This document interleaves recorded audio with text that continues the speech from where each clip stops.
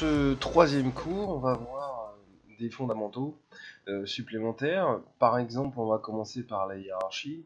Dans votre hiérarchie, vous avez vos objets qui sont placés automatiquement les uns au-dessus des autres par ordre alphabétique, mais vous pouvez très bien les ranger soit dans des dossiers, c'est-à-dire créer un dossier empty et tout ranger à l'intérieur, soit vous pouvez aussi créer des liens hiérarchiques. Donc ça, c'est comme dans Max. Par exemple, ici, mon Reflection Probe, j'ai besoin qu'il suive tout le temps ma sphère. Donc je vais le sélectionner, je vais le glisser, tac, dans ma sphère. D'accord? Du coup, il est là. Et ma sphère, dès que je vais la déplacer, mon Reflection Probe, il va suivre. Donc ça crée un lien automatiquement.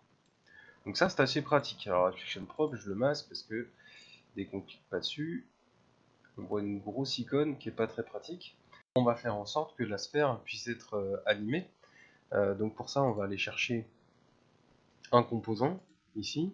C'est-à-dire qu'à chaque fois qu'on a un GameObject, on peut lui rajouter n'importe quel composant, que ce soit des scripts ou un comportement. Ici, on va aller chercher physique, ici on va chercher rigidBody. On l'a déjà fait dans le premier cours, mais on peut le refaire ici sans problème. Donc ici, vous avez des informations, sa masse, sa gravité, est-ce qu'elle est kinématique? Donc comme dans Max avec MassFX, kinématique, ça veut dire que elle est animée, et en plus, elle doit devenir un rigidBody. Et puis, est-ce qu'elle va utiliser une détection collision, est-ce qu'elle a des contraintes, est-ce qu'on peut friser certaines rotations, etc. etc. Donc ça à partir du moment où j'ai cliqué sur rigidBody, je fais lecture, ma balle, elle va forcément tomber.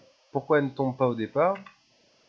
Parce qu'ici, souvenez-vous, au départ, on l'avait mis en mode statique.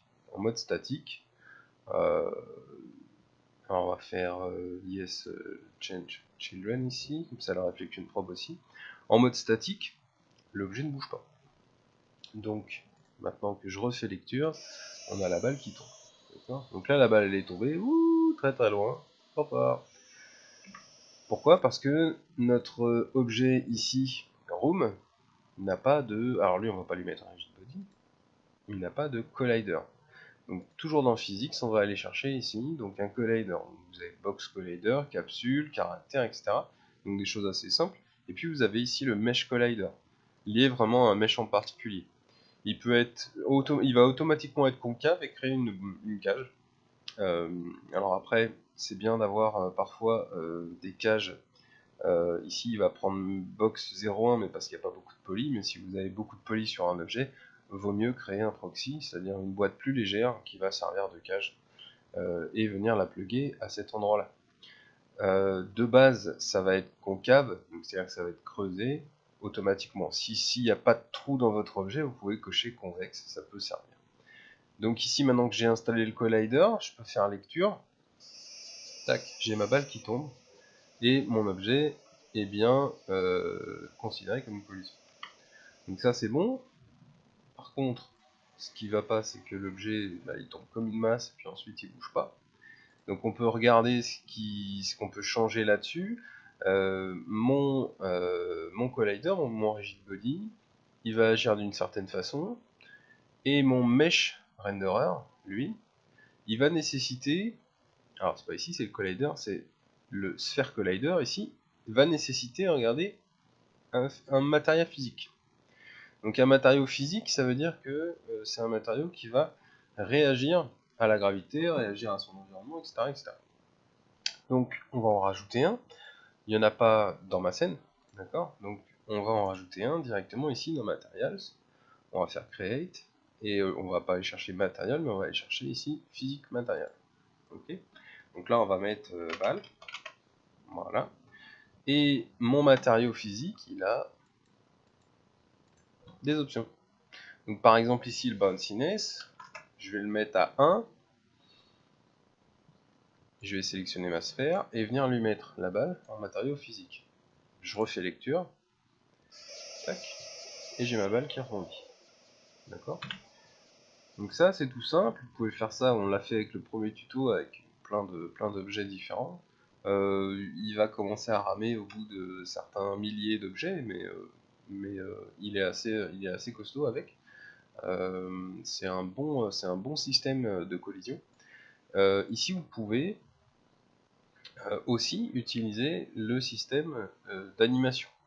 Donc, c'est-à-dire qu'on va prendre la boîte et on va l'animer. Vous avez aussi dans les frictions, vous avez la possibilité aussi de changer ici dans le matériau physique de la balle, la friction dynamique, etc., etc. Donc ça sont des choses que vous pouvez très bien gérer en direct. On peut faire la même chose avec la boîte. Regardez, la boîte aussi, elle peut avoir un matériau physique. Donc je vais prendre la balle, je vais faire CTRL D, je vais renommer ici, j'appelle ça boîte. Et puis la boîte, elle, pareil, on va lui donner un bounciness de 1. Ok. Pareil, pour la friction, on va faire en sorte que ça accroche pas trop. On va voir ce qui se passe. Quand ça accroche pas trop, je sélectionne ma boîte, je lui mets le matériau physique. Et on fait lecture. Vous voyez? Comme il n'y a pas de friction, bah, mon objet, il va être sans arrêt rebondissant. C'est-à-dire que l'objet va être tout le temps en train de bouger. Alors ça, vous pouvez le faire de manière interactive, c'est-à-dire que je n'utilise pas Maximize on Play, c'est-à-dire que je garde la possibilité de changer mes paramètres, d'accord. Pour quitter ma caméra, je vais simplement faire échappe, et comme ça j'ai accès à mon menu. Je vais chercher par exemple ici la boîte, et je vais changer ici en direct la friction dynamique. Vous voyez, donc là par exemple, en statique, je vais faire en sorte d'avoir, regardez, le bounciness il est à 0, il faudrait que je le relance pour que ça marche. Et vous voyez que vous pouvez interagir directement sur les réglages, et vous pouvez faire ça directement en mode lecture. Comme je vous ai expliqué dans le premier tuto, quand je sors du mode lecture, normalement tout se remet à 0, c'est pas le cas ici. D'accord? Donc quand vous faites des réglages, faites attention. Quand vous changerez les paramètres, ceux-ci vont avoir tendance à rester. Notez une dernière chose, le Reflection Probe, quand je suis en mode lecture, se met à jour automatiquement. D'accord? Donc là on voit bien que les lumières sur la réflexion, voilà, bougent en temps réel. Voyez. Donc ça, une fois le mode lecture lancé, ça se met en cache et puis ça se lit automatiquement. Ensuite, on va faire en sorte que le décor soit placé un peu différemment. Donc je vais sélectionner le plan ici, on va le remonter. Donc à chaque fois, tout va se mettre à jour. Ici, voilà. Donc, je vais laisser ça dans le coin. Je vais faire pareil avec celui-là. En rotation. Voilà, par exemple. Donc ici, je vais garder cet effet-là. Et puis je décide de rajouter sur ma boîte, je décide de rajouter un matériau. Donc, je sélectionne ma boîte et puis je sais que dans mon mesh renderer ici, j'ai pas de matériau. Donc je vais lui mettre un matériau, je vais lui mettre mon matériau ici de béton banché. Donc je vais sélectionner ici l'élément 0. Alors cette fenêtre, je vous ai pas précisé, mais vous pouvez l'agrandir comme vous voulez, à partir du moment où vous avez beaucoup d'assets. N'hésitez pas à les afficher. Vous avez une petite molette aussi qui vous permet d'avoir un affichage plus ou moins grand, voire même en liste. Pour chercher quelque chose de nommé par nom, c'est peut-être plus pratique aussi parfois. Donc je vais chercher mon casse concrete ici. Et vous voyez tout de suite que ma Reflection Probe s'est mis à jour par rapport au matériau. D'accord. Et puis je vais surtout avoir un mapping qui n'est pas bon. Donc on va mettre ça à jour et vous allez voir comment on peut mettre à jour un mesh en direct. Donc je réouvre ma boîte dans Max. Je peux déjà commencer par la renommer. Je vais mettre, en même temps c'est une boîte, c'est une box, alors on va appeler ça mur, comme ceci, et on va lui affecter un matériau, alors n'importe lequel, mais ici on va mettre un standard. ok, y a pas besoin, on va pas lui mettre un matériau, verré puisque ça va pas être compatible avec Unity. Unity existe verré existe dans Unity, mais faut l'installer.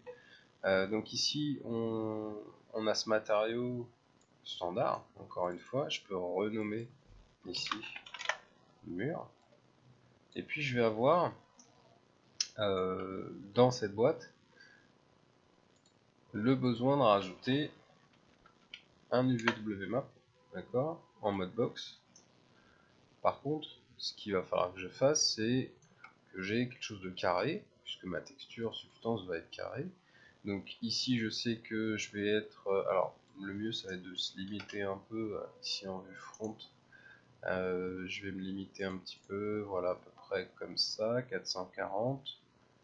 Un petit peu plus, 441. Alors, la boîte elle était pas à 0 de toute façon, donc voilà, 441, et on va faire ça partout. Voilà, comme ça je sais que je vais avoir un matériau qui va être bien placé.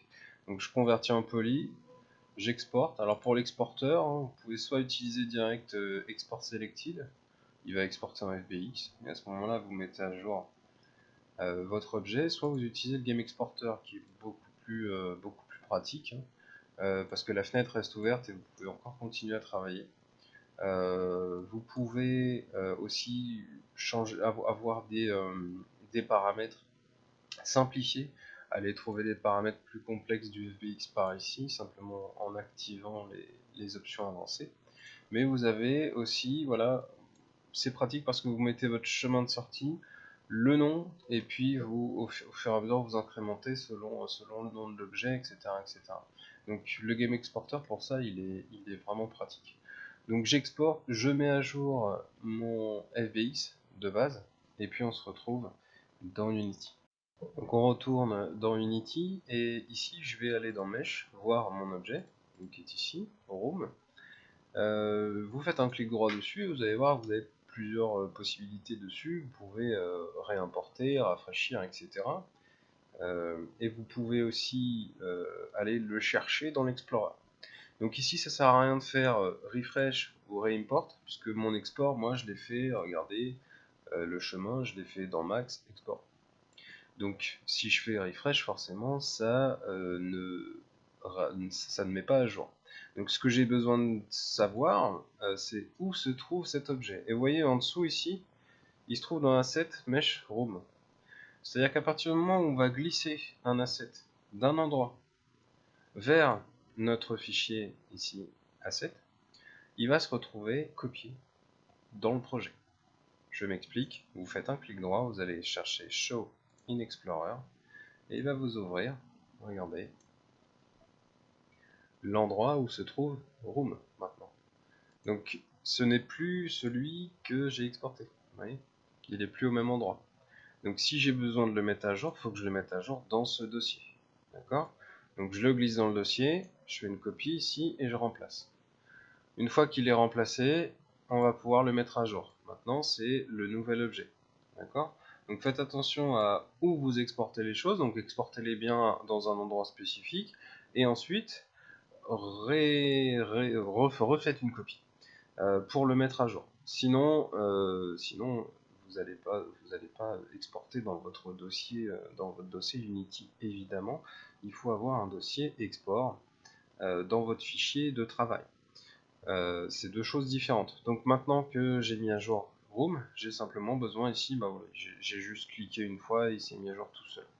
D'accord? Il suffit de cliquer dessus et puis voilà, il se met à jour comme un grand.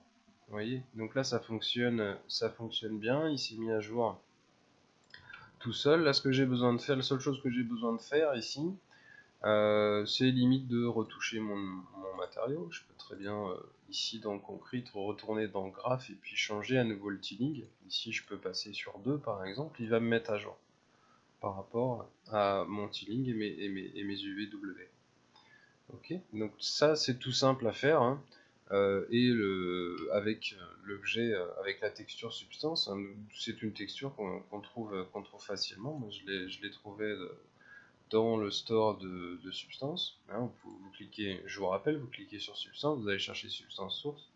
Vous pouvez le linker directement ici et vous allez chercher des matériaux gratuits dans la bibliothèque. Maintenant que mon mesh est mis à jour, ce que je vais pouvoir faire, c'est animer ma boîte. Hein. Donc on va appeler ça l'environnement et puis on va commencer à ranger ça. Donc on a la reflection prop qui est linkée à la sphère pour pouvoir avoir une réflexion en temps réel. On va aussi avoir ici un GameObject empty que je vais appeler ici environnement. Ok, j'aurais pu mettre décor aussi. Hein. Et donc je vais aller chercher mon objet room ici, mes deux plans. Je les mets tous dans l'environnement. D'accord. Et quand je sélectionne l'environnement, j'ai tout qui se déplace en même temps sauf la balle. Donc je sélectionne mon objet empty, hein. Donc un objet empty ça va marcher comme un dossier en fait. Et donc c'est là que vous allez pouvoir ranger, ranger vos objets en sachant que à partir du moment où c'est dans un groupe comme ça, vous pouvez, ils sont linkés aussi dans la hiérarchie. Donc l'important ça va être de les mettre en statique, d'accord. Donc ça c'est pour l'enregistrement des lumières et de la réflexion. Je vous parle pas des light probes pour le moment, je vous partagerai un tuto qui est bien là-dessus, qui est très bien fait et qui est assez simple si ça vous intéresse. Pour l'exercice ici, ça a pas grand intérêt. On peut tout de suite passer à l'animation. Pour cela, déjà, on va ouvrir le banc d'animation. Donc, on va le trouver dans Windows Animation ici. Et puis, on va aller le mettre quelque part. Alors, on va le mettre ici, à côté de projet, ça ira très bien. Donc ici, ce qu'on va avoir besoin d'animer, évidemment, c'est notre objet, ici, environnement. Donc vous voyez que ici, dans la fenêtre, To Begin Animating Environment,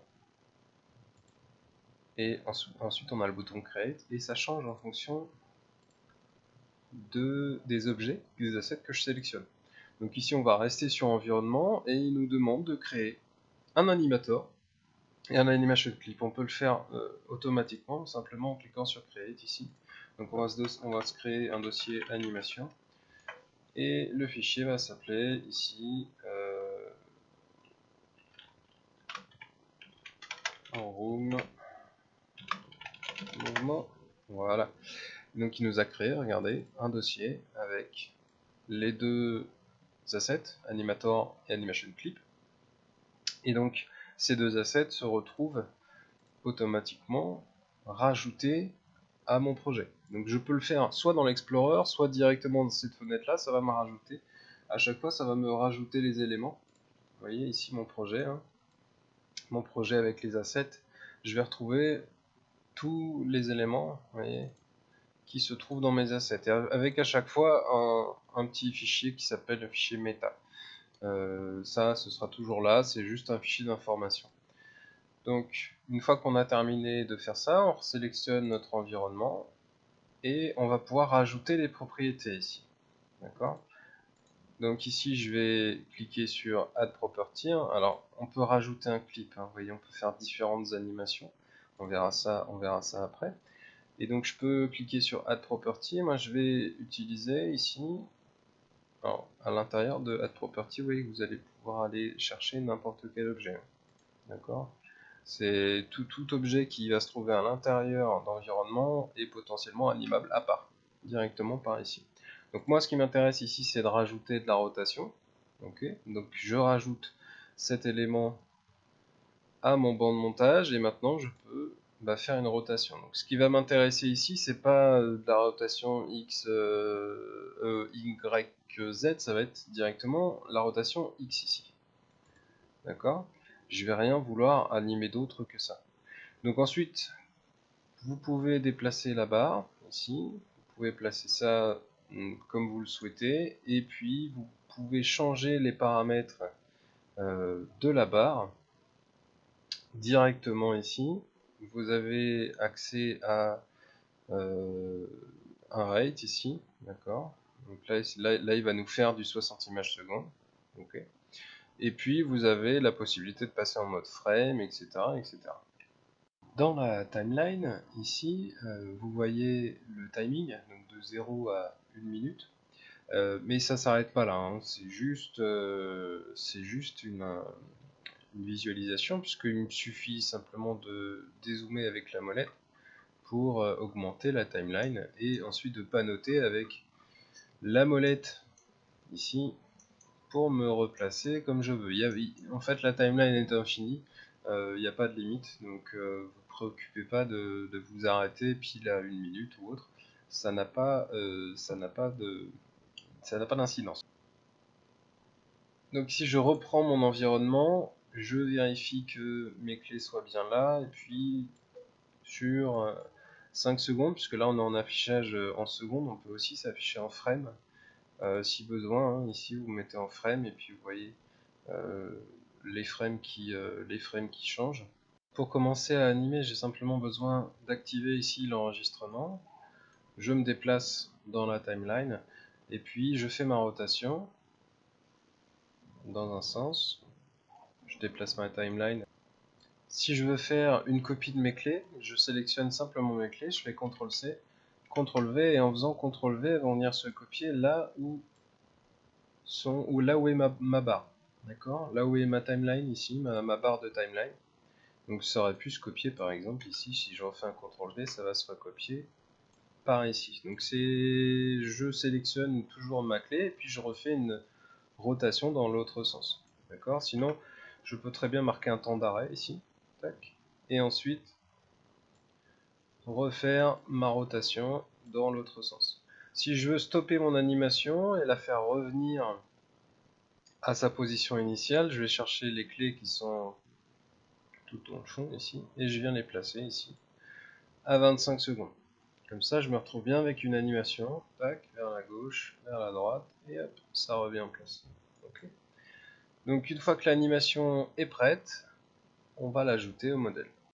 Pour cela, je sors du mode enregistrement ici. Je sais que mon clip ici, donc qui s'appelle Room Movement, donc qui est celui-ci, se trouve dure 25 secondes. Donc je retourne dans mon projet, je vais chercher mon... Non, c'est pas dans mon projet d'ailleurs, je peux rester dans l'animation, je vais chercher mon objet environnement, et je vais lui rajouter un composant, d'animation. Dans la timeline, évidemment c'est des secondes, hein, c'est 60 frames par seconde, c'est pas des minutes, comme j'ai dit juste avant, c'était n'importe quoi. Et donc pour agrandir un petit peu votre animation, ici vous pouvez l'agrandir, vous voyez, en sélectionnant simplement toutes les clés, et vous avez deux barres ici que vous pouvez déplacer. Vous êtes en mode dopsheet, donc le dopsheet ici ça vous permet directement de sélectionner plusieurs clés et de déplacer dans la timeline. Okay, vous avez aussi le mode courbe dans lequel vous pouvez gérer les courbes, évidemment.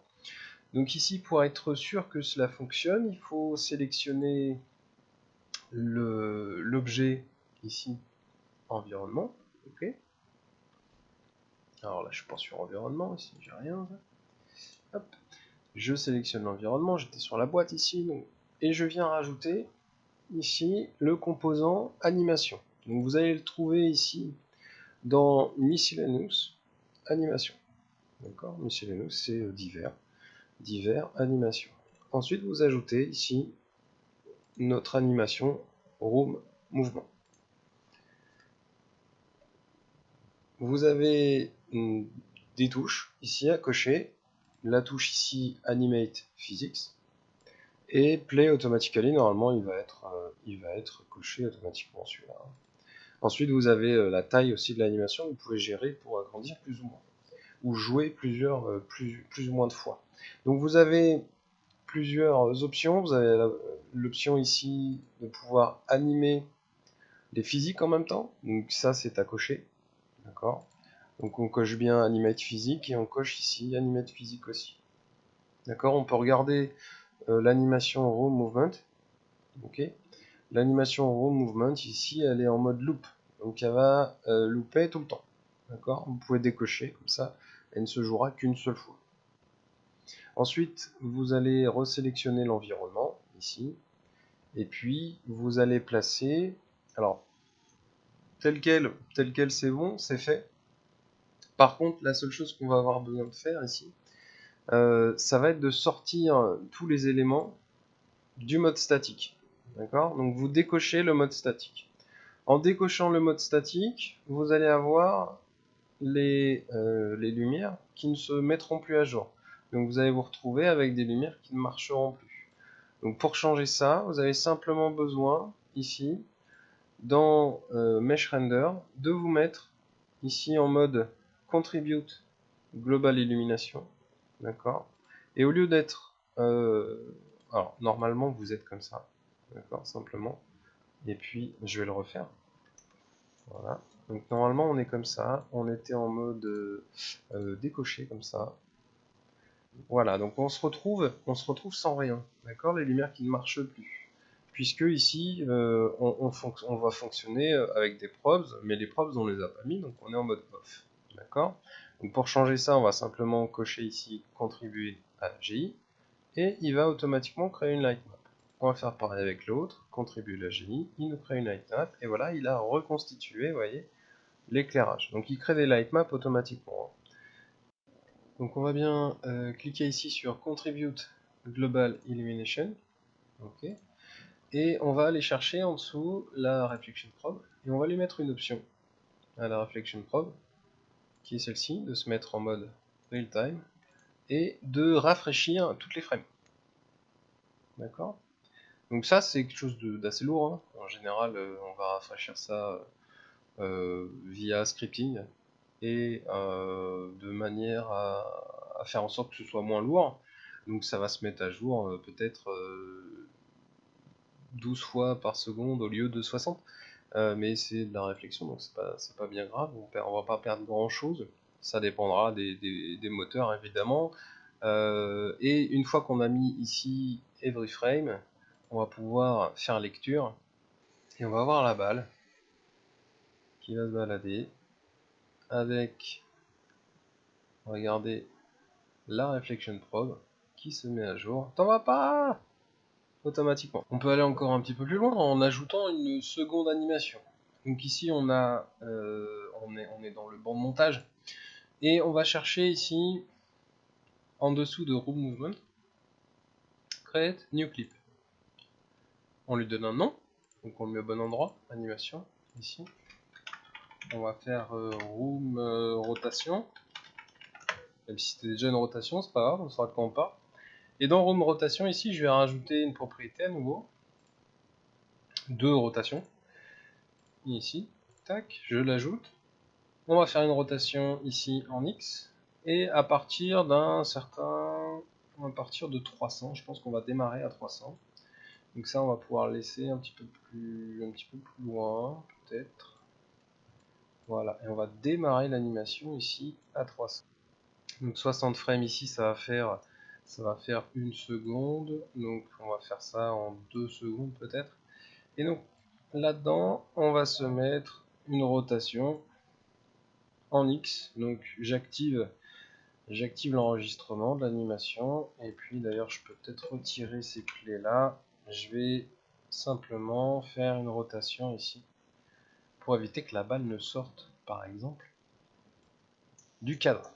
Une fois que c'est fait, je stoppe ici, donc j'ai mon animation qui va commencer à 300 et faire tourner le décor, d'accord? Et on va voir tout de suite comment faire pour l'ajouter à la suite de l'autre. Pour ce faire, je peux utiliser à la place d'animation ici, puisqu'animation en fait on peut l'utiliser de différentes façons. L'animator n'existait pas avant, on utilisait seulement animation, et du coup dès qu'on voulait rajouter des animations, on se rajoutait ici des canaux, et ça nous permettait de mettre des clips différents et qui se jouent les uns à la suite des autres. Mais aujourd'hui avec l'animator, tout est à l'intérieur, c'est-à-dire que je peux me séparer d'animation ici, donc je fais un clic droit sur mon component, je fais remove, d'accord, et je vais seulement utiliser mon animator. Alors l'animator, je peux très bien le retirer et aller le chercher ici, je sais que c'est l'animator de mon environnement, et le glisser ici dans les composants. Voilà, je sais qu'il sera lié entièrement à ça, entièrement à mon contrôleur d'environnement. et je peux le travailler directement à partir de ça. C'est-à-dire que je vais sélectionner environnement ici et je vais faire un double clic pour ouvrir ce qu'on appelle justement l'animator. Donc l'animator, il va regrouper des animations, différentes animations. Donc là, il n'y en a qu'une, mais par contre, je peux rajouter une deuxième. Je peux rajouter ma room rotation, d'accord, et lui faire suivre le mouvement. C'est-à-dire que ici, j'ai mon entrée, c'est-à-dire le point de départ. À partir du moment où j'appuie sur play, en fait, c'est entry. Et j'ai tout de suite un room movement qui se lance. Une fois que room movement a fini son animation, il se passe plus rien, donc là a priori elle va se jouer en boucle, mais si je veux qu'il se passe quelque chose après, c'est-à-dire qu'elle enchaîne sur room rotation, je peux faire un clic droit ici, make transition, et je vais cliquer sur room rotation. Voilà. Et quand je vais lancer la lecture, alors là par exemple je vais prendre la fenêtre de game et je vais la glisser ici pour qu'on puisse voir ce qui se passe. Voilà, hein, la fenêtre de game, vous la mettez vraiment où vous voulez, ça importe peu. Donc là, quand je vais faire lecture, j'ai ma fenêtre de game qui va se lancer. Donc j'ai le room movement qui fait son animation. Et une fois qu'il a terminé de faire son animation, là, enfin, j'ai room rotation qui se lance. Mais là, le problème, c'est que room rotation, elle met quand même 300 frames à se lancer. Donc on va la remettre à 0. D'accord? Donc pour cela, c'est tout simple. J'ai juste à retourner dans animation. Je sélectionne mon environnement, sur lui que j'anime. Je vais chercher ici room rotation. Et à la place de démarrer si loin, alors la durée me convient, par contre faut le faire démarrer. Faut le faire démarrer plutôt que ça. Vous voyez, je clique au milieu pour le déplacer. Pour déplacer entièrement l'animation. Voilà. Et là je sais qu'il mettra 120 frames à se lancer. À faire l'animation, donc il va mettre 2 secondes à faire l'animation. Si je veux qu'il aille plus vite, si je veux qu'il mette 1 seconde, je peux toujours le resserrer. Donc là c'est automatique, c'est-à-dire que je vais lancer l'animation et il va automatiquement se mettre à jour. Donc là j'ai l'animation qui se joue, c'est pareil, hein, si je la trouve trop lente, je peux la régler, c'est certainement ce que je vais faire. Une fois que l'animation est terminée, hop là. Et vous avez vu que dans la fenêtre au-dessus, ici, l'animation se tourne.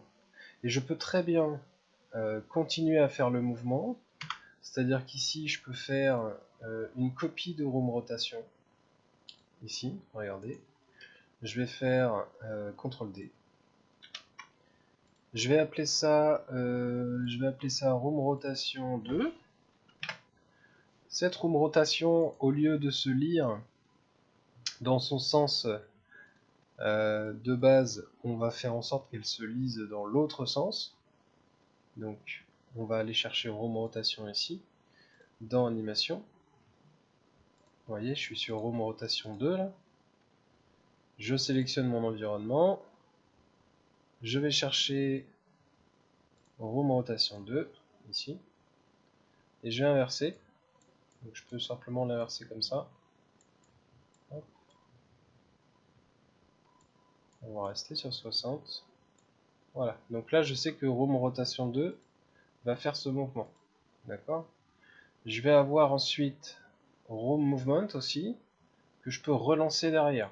C'est-à-dire que room movement va se lancer, ensuite il va lancer room rotation. Ensuite, je vais lui donner room rotation 2, donc je vais faire une transition. Et une fois que room rotation 2 est terminé, on va le renvoyer vers room movement. On va créer une boucle d'animation par ce biais. Et vous voyez ici, je vais lancer l'animation. Donc il se lance automatiquement room movement. Vous pouvez lire le mouvement directement ici. Vous voyez, la barre qui avance, c'est l'animation. Alors on va l'accélérer parce que c'est quand même assez lent.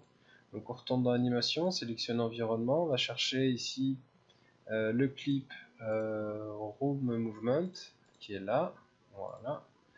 Et puis on va faire en sorte de réduire l'animation ici. Donc au lieu d'être sur 600, on va la mettre sur 300 par exemple. Voilà. Une fois que c'est terminé, je peux retourner dans Game. Je refais lecture. Voilà, je place ma caméra. Là ça va plus vite. Hop, une fois qu'il a terminé, il balance les deux room rotations. Et il refait un tour.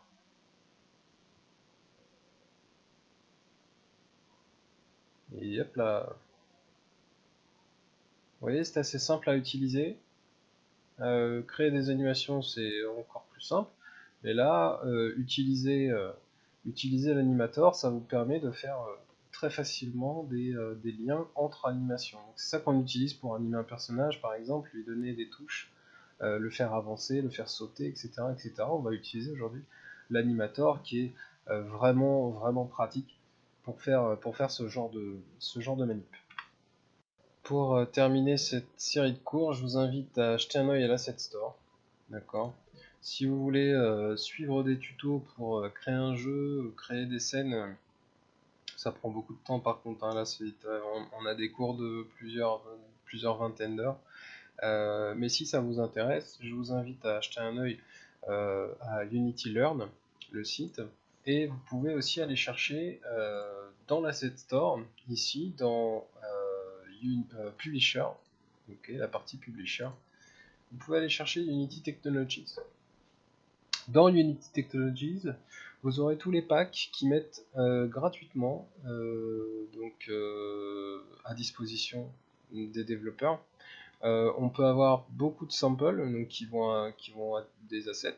On peut avoir aussi ici par exemple un pack de particules, on a de quoi créer un FPS, un peu d'UI, etc., etc. Et tout ça pour vous permettre d'apprendre en fait à coder, apprendre à créer un jeu en 2D, en 3D. Vous avez aussi des HDRI plaques, et puis vous avez évidemment dans leur dernier film des personnages donc qui mettent à disposition aussi gratuitement. Vous voyez, des personnages qui sont créés, qui ont été créés pour le court métrage.